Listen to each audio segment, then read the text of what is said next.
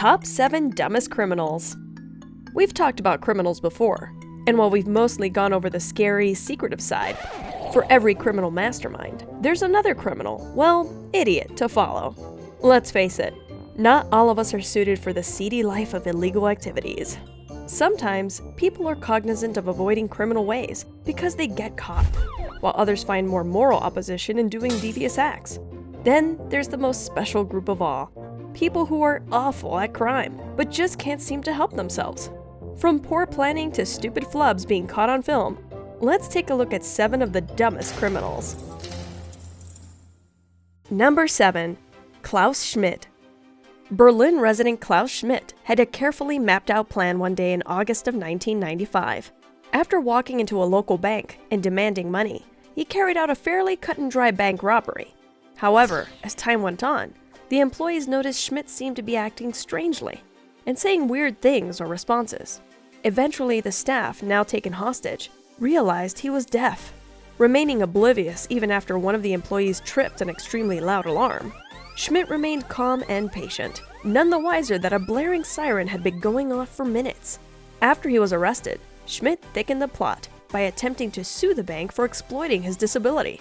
Good luck with that one, Klausie. Number 6. Ruben Zarate. Ruben Zarate, an 18-year-old from Chicago, Illinois, decided to rob a city muffler site in 2008. So he got some firearms, stormed the store, and demanded to be given the store's money. However, since most establishments that deal with large amounts of cash keep things locked away in a safe, with typically only one key holder, the frightened employees explained that the majority of the capital was locked tightly away, unable to be opened since the key holder manager wasn't in. Deciding he'd come back to rob them, he left his cell number with the staff, asking them to call him when the manager returned. When they did, and he returned, he was greeted with a brief police shootout and an eventful arrest. Smart. Number 5. Zachary Tentoni, states away in Boston, Massachusetts. Another brilliant mastermind left behind some pertinent information as well, this time in the form of a birth certificate. 26-year-old Connecticut resident Zachary Tentoni decided to nab a woman's wallet, resulting in a physical struggle. During the skirmish, he dropped 2 bags of his own, containing both the aforementioned birth certificate and, even more damning, a note addressed to him from his own mother. Realizing his error, he fled the scene and pretended to be someone else when police, quite naturally, contacted him shortly after. However, the victim identified him immediately, resulting in his arrest. All for a measly $40. We wonder if his mom knows. Number 4. Albert Bailey. Sometimes, as a criminal, it's best to plan ahead. Not that we're recommending anything, but as with anything, there's such a thing as too much planning. In 2010, Albert Bailey and a young juvenile accomplice thought out how to rob their local bank in Fairfield, Connecticut. Not leaving anything to chance, they called ahead to alert the bank of their impending arrival. Figuring they'd give the bank plenty of time to get the money ready in advance to expedite their burglary, Bailey went so far as to send his accomplice in when they arrived with a note to remind them of who they were. Naturally, the bank alerted the police before the two showed up, who were waiting outside to arrest them both on first-degree robbery without incident. Number 3. The Runaway Robber. In a slight change of pace, this particular criminal actually managed to get away, although the only thing this guy left with is his tail between his legs.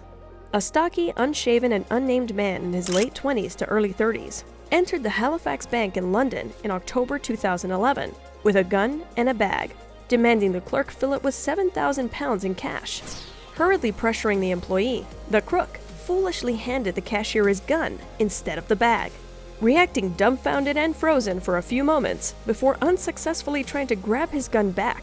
With the alarm now tripped, he realized he no longer had the upper hand, panicking to make his escape, but not before stealing a bicycle, quickly pedaling to make his getaway. Number 2. Darren Kimpton. After his day entailed an unsuccessful home invasion attempt, where he failed to do anything but break glass and bleed at the scene, Darren Kimpton, a resident of Abington, Northampton, was looking for the perfect target to complete some burglary plans. Inexplicably choosing to circle back around and revisit the house he burglared previously that night, Kimpton made his unwelcome entrance into the residence to be greeted by a swarm of police officers inside investigating the earlier crime. Sure to his credit, he did try to make a run for it, But the unexpected officers inside outnumbered him and quickly detained him after a brief struggle. Oh, remember that blood he left at the first mistake of the night? There was plenty of it. In fact, more than enough for officials to easily link both incidents straight back to him. Number 1. Dennis Hawkins.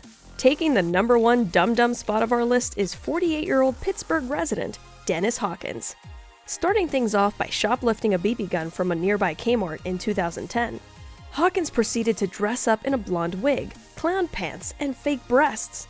He then drove to his local bank, using the air rifle to intimidate employees during the heist.